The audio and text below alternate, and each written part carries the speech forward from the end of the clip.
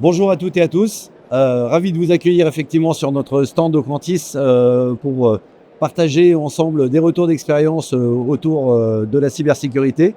Je suis ravi d'accueillir aujourd'hui plusieurs intervenants. Donc je vais commencer, je vais parler un petit peu plus fort. Vous m'entendez bien là? Pas trop? Là comme ça? C'est mieux? Marc, tu peux monter? On est au max? Bon, je vais essayer de parler assez fort. Voilà, merci. Pour présenter les différents intervenants, nous accueillons aujourd'hui Delphine Jaffar. Bonjour. Vous êtes avocate en droit sur la santé numérique notamment.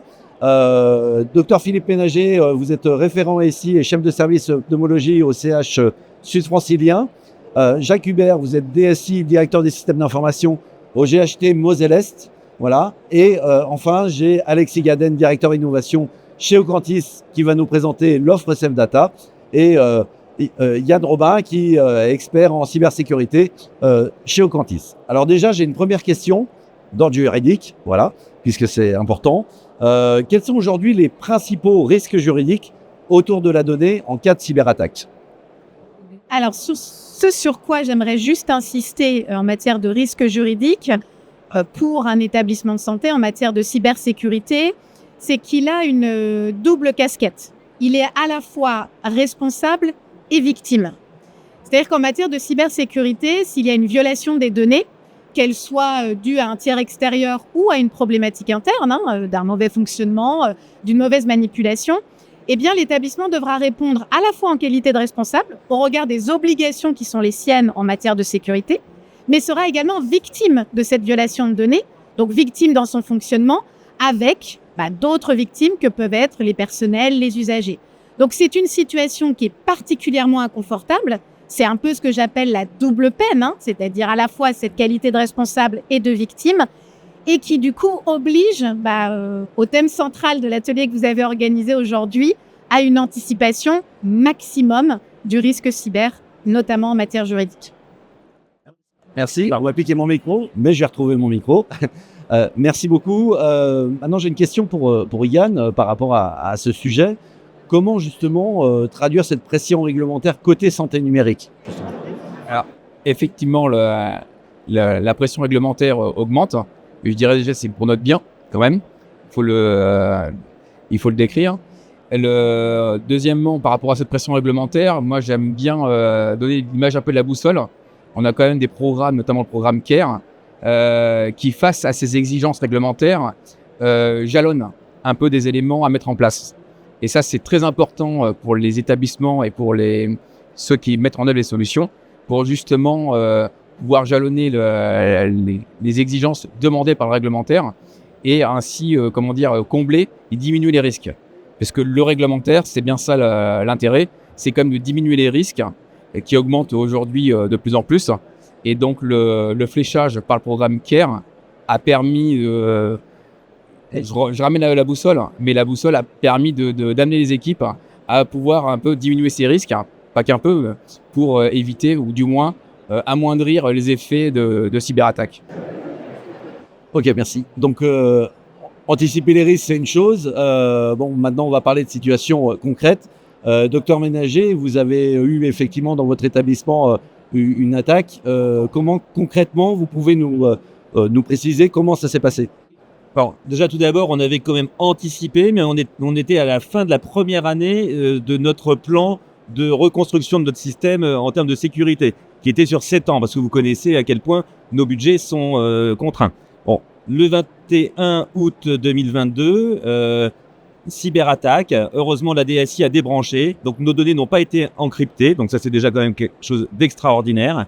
Et puis là, à ce moment-là, on s'est retrouvé avec très honnêtement, pas de plan de retour à l'activité. On n'avait pas prévu ça. Et donc, on s'est retrouvé avec notre crayon et notre papier. Alors, faire redémarrer un hôpital en hospitalisation, c'est facile. Faire des prescriptions papier, on l'a fait, nous, dans notre jeunesse. On l'a appris en 3 jours à nos jeunes. On a signé, daté nos prescriptions. Ça allait. Mais comment on fait pour faire fonctionner une pharmacie d'une grosse PUI dans un hôpital de 1000 lits, Comment on fait pour récupérer les bilans biologiques qui ont été faits en sachant que la capacité est passée de 4000 examens jour à 600 examens jour? Comment on fait pour aller voir une radio de thorax qu'on a demandé et on est obligé de descendre sur la console parce qu'il n'y a plus de PAX, il n'y a plus rien? Comment on fait pour communiquer? On n'a pas du tout de mail et on a de temps en temps on utilise le micro et les haut-parleurs qui sont dans les plafonds. Ouais, ça a été notre réalité et on s'est organisé filière par filière. Okay. Merci docteur Ménager. Je pose maintenant la question côté DSI. Voilà, justement, aujourd'hui, comment se préparer concrètement sur un plan de continuité d'activité ou un PCI dans le cas de cyberattaque? Alors effectivement, l'élément le plus important relève de la préparation.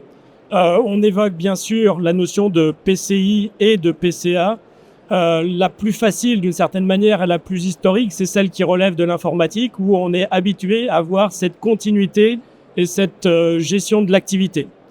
Ce qui est plus nouveau d'une certaine manière pour nos établissements, c'est la mise en œuvre des aspects organisationnels qui va toucher les métiers sur cette notion de PCA. Et on voit bien que la préparation, c'est la modélisation de nos organisations, la modélisation d'un processus de gestion de crise et faire en sorte que ce processus soit un fil conducteur dans l'action, mais quelque chose qu'on puisse, à la faveur de retours d'expérience, améliorer, aménager. Et je dirais que peut-être un des avantages de la région Grand Est, c'est qu'à la faveur de Pulsi, on est aidé, accompagné dans la conduite d'exercice. Et donc, ce que les établissements pourraient faire parfois un petit peu difficilement seuls, en fait, on est aussi aidé, appuyé. Et donc ça, c'est un faveur déterminant parce que dans la crise, dans la gestion de crise, rien ne remplace les exercices réguliers. Tout à fait. Et là, effectivement, je rebondis sur ce sujet avec Yann. Comment un PCA ou un PCI se traduisent aujourd'hui? Alors, je rejoins entièrement la vision DSI. C'est-à-dire qu'aujourd'hui, on reste sur des plans. Donc, on est sur du théorique. Et effectivement, ce théorique, déjà, première chose, un plan établi n'est pas figé. Parce que des éléments de l'établissement, des éléments extérieurs au niveau menace évoluent. Donc, un plan, il faut le réactualiser. Et le point très important, c'est que le plan reste théorique. Ce qui ramène un peu de pratique, c'est de le jouer en exercice de crise. Parce qu'au moins, ça confronte... Alors, ça reste qu'une simulation, dans le meilleur des cas. Mais au moins, ça confronte un petit peu à la réalité opérationnelle. Et ça permet aussi de mettre à jour. Et ça, je pense que c'est très, très important. Puisqu'aujourd'hui, une chose qui est sûre, c'est que la sécurité, c'est pas figé. Les menaces évoluent. Si les plans n'évoluent pas, autant dire qu'on prend on augmente le risque, tout simplement. Et là, effectivement, j'en viens au sujet d'anticipation. Là, je vais laisser la parole à Alexis. Qu'est-ce qu'aujourd'hui, Aucantis propose comme offre? Alors justement, nous, de notre côté, on est quand même dans l'anticipation. Et en fait, on se base sur des fondamentaux justement pour essayer d'anticiper. Donc c'est vraiment l'ADN de la boîte depuis des années, parce qu'on est une boîte qui a plus de 30 ans d'expérience. On est hébergeur de données de santé depuis plus de 10 ans. Donc en fait, on a vraiment construit une stratégie autour de la confiance numérique. Et donc on axe vraiment notre stratégie en amont sur tous ces aspects-là, héberger correctement les données, être capable de produire les éléments pour gérer bien les identités, les authentifications, respecter les standards comme le RIE, comme ESPI-Connect, comme d'autres choses de ce type-là. Et puis, c'est aussi anticiper. Donc, Philippe en a parlé tout à l'heure. On n'avait pas prévu qu'il serait cyberattaqué. Sinon, je pense qu'il aurait passé de meilleures nuits en août de l'année citée. Mais on n'avait quand même pas rien prévu puisqu'on avait déjà construit ensemble et avec une volonté métier médical, avec un usage métier, d'être capable d'externaliser les données pour avoir finalement une sauvegarde quelque part qui repose sur ces critères d'authentification et d'hébergement à valeur. Donc, ce qui s'est passé le lendemain ou le surlendemain, je sais pas, j'ai appelé Alexis qui était en vacances et je lui ai dit au secours, on n'a plus de données patients, on ne peut plus travailler. Et donc, nos données étaient donc chez eux. Heureusement, ViewViewer n'était pas encore mis en place, mais les données étaient là-bas. Et je lui ai dit, mais comment on fait pour mettre en place ViewViewer en urgence pour pouvoir lire nos données? Voilà. Et donc, il a fallu, 2 semaines à peu près, parce qu'il y avait le problème de la double authentification, etc. Et on a pu donc avoir les données précédemment introduites dans le système. Voilà. Alors après, bien sûr, elles sont vite obsolètes, les données de santé, parce que au bout de 3 mois, évidemment, elles avaient un peu moins d'intérêt. Mais par contre, ça nous a bien aidé. Juste pour réagir par rapport à ce que dit Philippe, effectivement 2 semaines, parce qu'à cette étape-là, on n'avait pas encore effectivement totalement prévu le risque. Et justement, avec Jacques, on a une position qui est plus confortable puisque Jacques prévoit de ne pas avoir de problème finalement. Et donc effectivement, on a processé tout ce qui nous a ralenti côté CHSF. Et donc on a travaillé sur ce qui a été dit précédemment. Déjà, 1, la gestion du risque.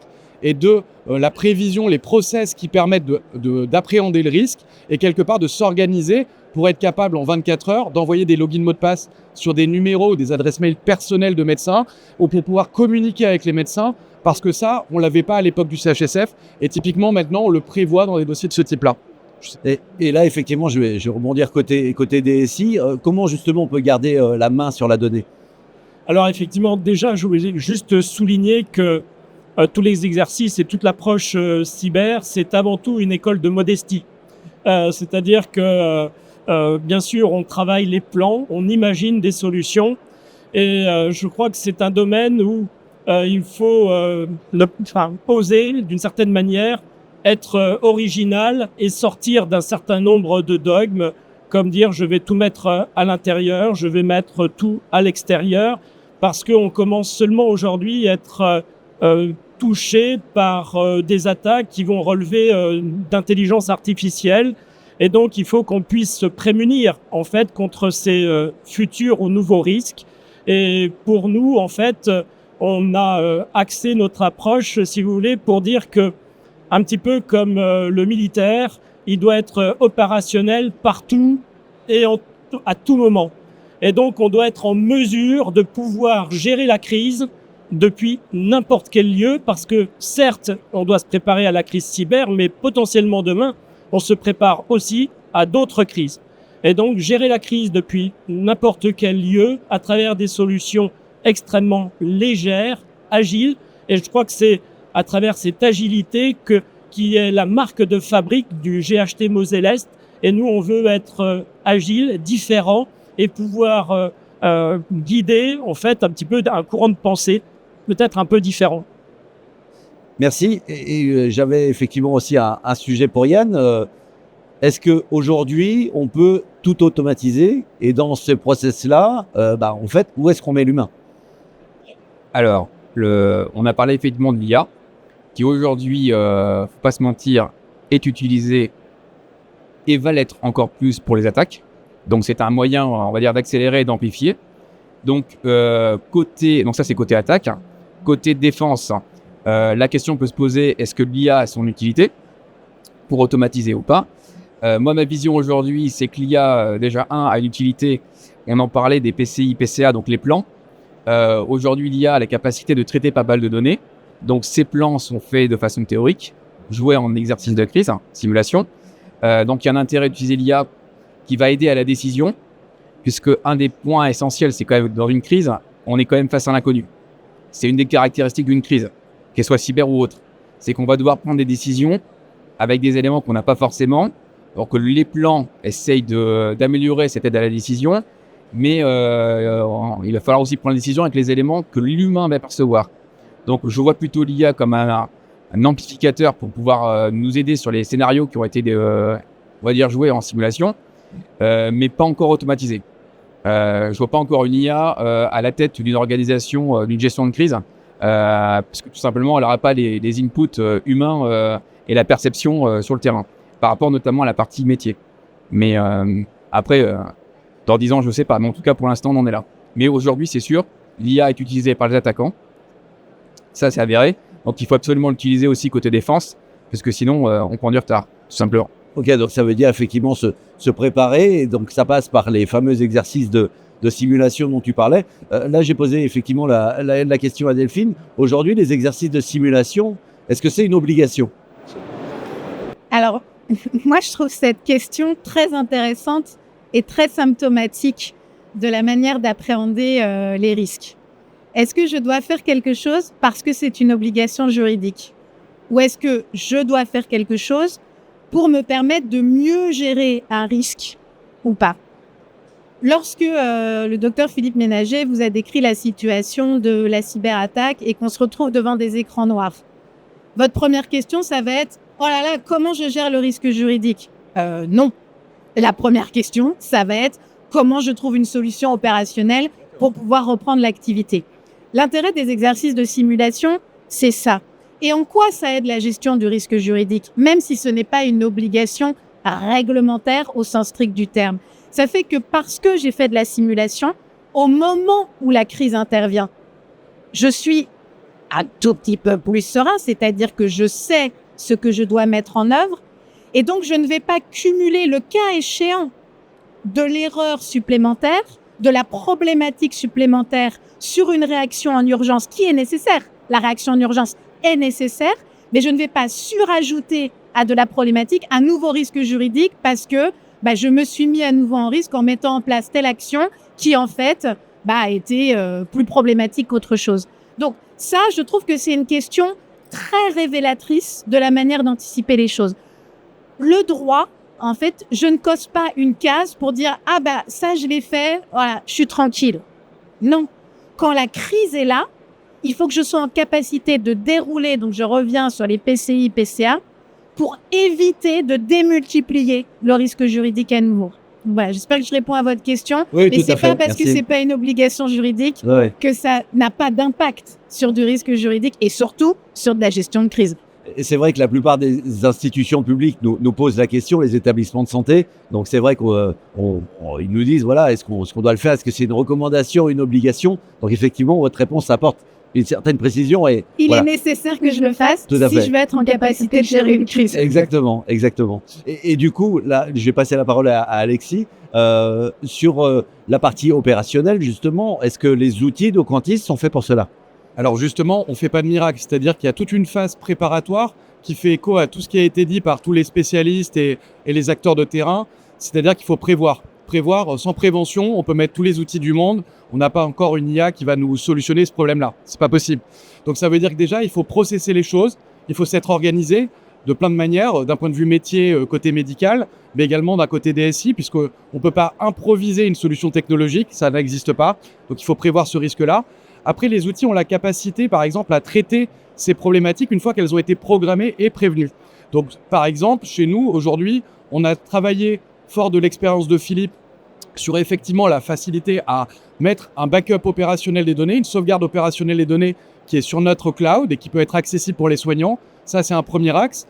Mais l'autre axe également qui a été travaillé, qui fait aussi écho à ce qui a été dit par Jacques et finalement à ce que tu as dit Delphine également, c'est de prévoir tous ces processus et d'essayer d'en automatiser une partie.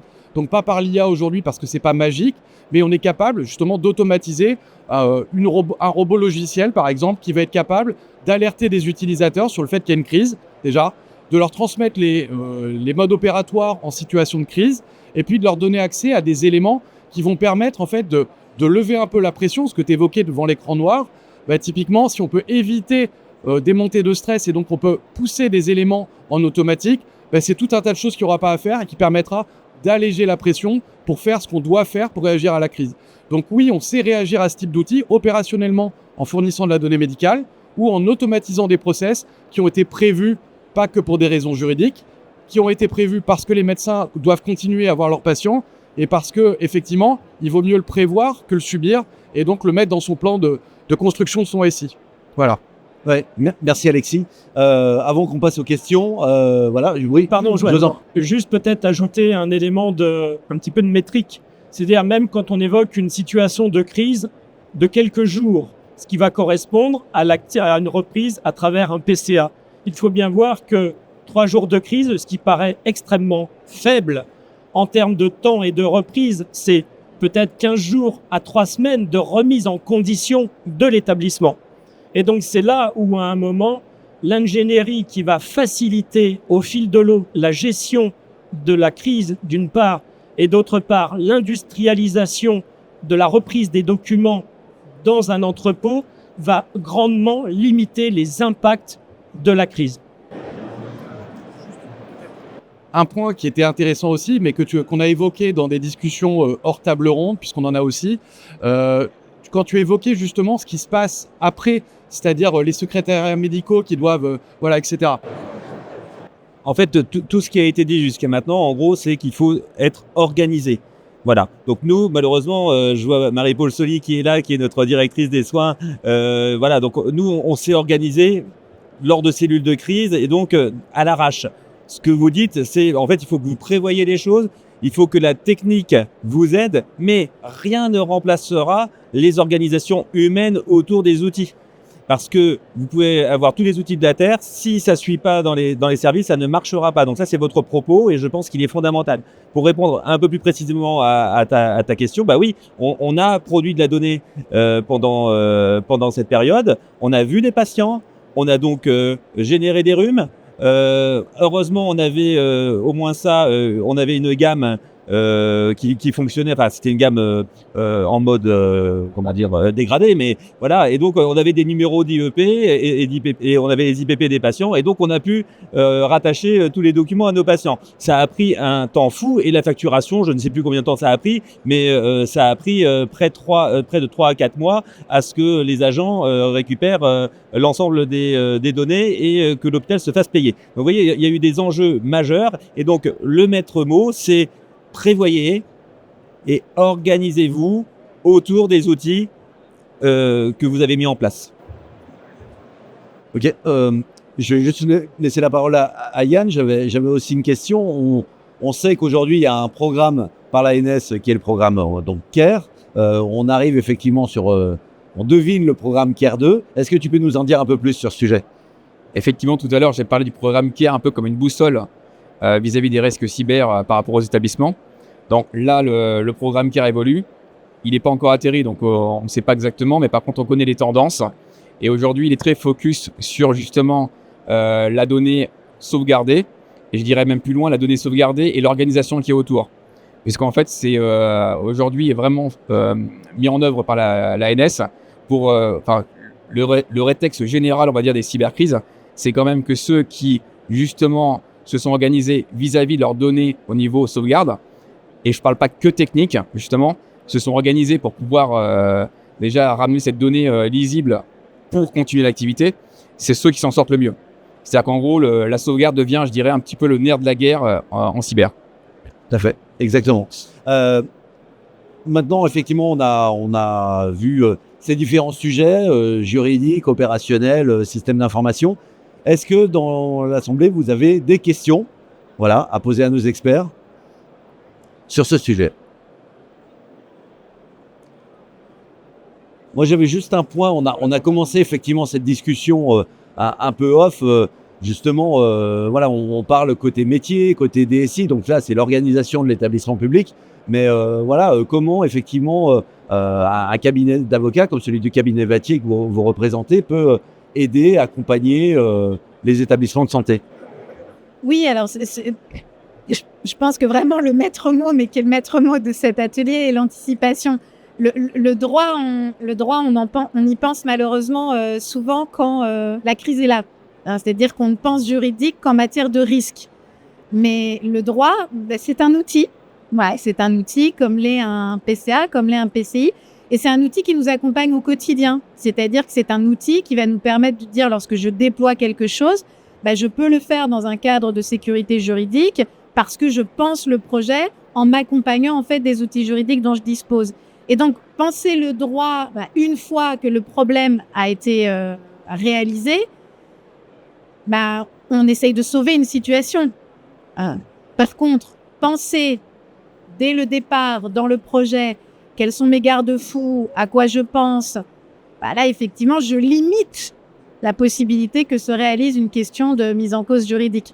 Donc, en fait, vraiment, le mot que vous avez choisi pour cet atelier, qui est celui de l'anticipation, c'est comme ça, nous, qu'on se positionne, comme je pense se positionnent beaucoup de confrères dans mon domaine d'activité, qui est celui des accompagnements des acteurs de santé, c'est d'accompagner dans le cadre du projet, dans le cadre du déploiement du projet, avec une approche juridico-pragmatique, c'est-à-dire comment le droit peut aider à solutionner, sécuriser le projet, et non pas comme un drapeau rouge qu'on met en milieu et à dire, voilà, plus personne ne bouge, on met un gros parapluie et on fait plus rien. Voilà. Bon, c'est une autre vision des choses, mais C'est je vrai. pense que c'est pas celle de ceux qui accompagnent au Exactement. quotidien les projets. Exactement. Merci beaucoup.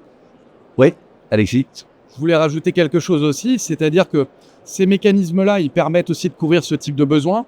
Mais puisque c'est le cas d'ailleurs avec les deux personnes à côté de moi, ça permet aussi de reprendre le contrôle de ces données. C'est-à-dire que le fait de prévoir ces éléments-là, ça a un impact direct sur la partie cyber, sur le risque, mais ça a également aussi ça donne la possibilité d'ouvrir entre guillemets les chakras, si je peux dire ça. On a besoin d'ouvrir nos chakras, voilà, pour aller faire aussi autre chose de ces données-là, puisque pour l'instant, elles sont très souvent captives et le fait de processer et de quelque part mettre en place les mécanismes pour en reprendre la propriété, ça permet aussi demain de l'ouvrir sur d'autres acteurs ou des startups que vous voudriez connecter à votre écosystème qui ne sont pas du tout chez Aucantis, mais qui a permis par exemple au travers de nos technologies de rendre accessibles ces données-là, où ça permet également d'étendre. On parle beaucoup des entrepôts de données de santé, c'est une bonne lubie qu'on entend beaucoup aujourd'hui. Mais encore une fois, pour avoir un entrepôt de données de santé, il faut avoir les données dedans. Et donc, si on ne les a pas sorties au préalable et qu'on ne s'est pas organisé pour cela, ça n'est pas possible. Donc là, typiquement, c'est aussi en fait une projection sur l'évolution et sur l'innovation qu'on veut mettre dans les établissements de santé. Et donc, quelque part, en prévenant le risque, on construit son avenir. Et c'est aussi intéressant, je trouve, conceptuellement, d'avoir cette trajectoire. Et quelque part, ça ouvre... moi, je trouve que ça ouvre les chakras. C'est mon avis. Oui, dire aussi peut-être que la manière de fois de présenter les choses en disant d'un côté, je suis désolé, il y a le PCI, de l'autre côté, il y a le PCA. Or, dans la réalité, ce qu'on essaye de montrer, c'est que c'est un continuum entre les métiers et l'informatique. Et ce que nous, on veut, ce qu'on imagine dans la solution, c'est-à-dire que la difficulté, quand on est dans une gestion de crise, un plan blanc, c'est quelque chose qu'on sort du tiroir, on ouvre les classeurs et on exécute des choses de façon ponctuelle. Là, c'est différent. On se dit que la crise, elle est déjà présente. Et en fait, dans le système que l'on met en place, en fait, on vit la crise au quotidien d'une certaine manière. De sorte que le système que l'on va utiliser va être celui qui est déjà utilisé couramment par les personnes. Et je crois que la force d'un dispositif, c'est pas celui que je sors une fois de temps en temps, c'est celui que je connais et que je maîtrise. Et je crois que l'avantage de la solution qu'on a imaginée, c'est bien ça. C'est quelque chose qui est un complément à nos outils, mais que ce complément est tellement naturel, ce complément est tellement ergonomique qu'il devient un outil que l'on sait utiliser au quotidien. Et en fait, c'est cette dualité qui est la meilleure réponse à une gestion de crise. Tout à fait. Merci. Est-ce qu'il y a des réactions? Oui, je vous en prie. Ah, pardon, oui, il faut laisser. Alors, j'ai peut-être une question un petit peu d'à côté, mais aujourd'hui, on demande beaucoup l'ouverture de nos systèmes d'information à des partenaires extérieurs, à des libéraux ou bien d'autres structures. Nos professionnels sont aussi en demande de pouvoir accéder vers l'extérieur et il ne s'agit pas de freiner, en tout cas de taire le besoin. Comment, dans cette approche de sécurisation, quelles sont les capacités à les amener? Alors, je ne parle pas tellement de nos professionnels, je parle peut-être des libéraux, dans cette culture aussi de la sécurité et comment quelles pourraient être les réponses qu'on pourrait structurer avec eux sur ce type de sujet et pour éviter effectivement une accélération de nos difficultés.